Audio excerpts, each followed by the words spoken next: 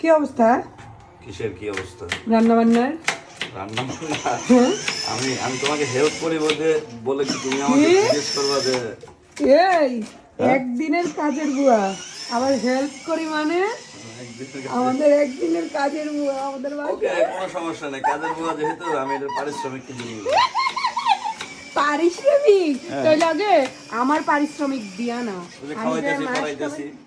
তাহলে আমিও পারিশ্রমিক দিয়ে দিয়েছি। কি পারিশ্রমিক? হ্যাঁ এই যে পারিশ্রমিক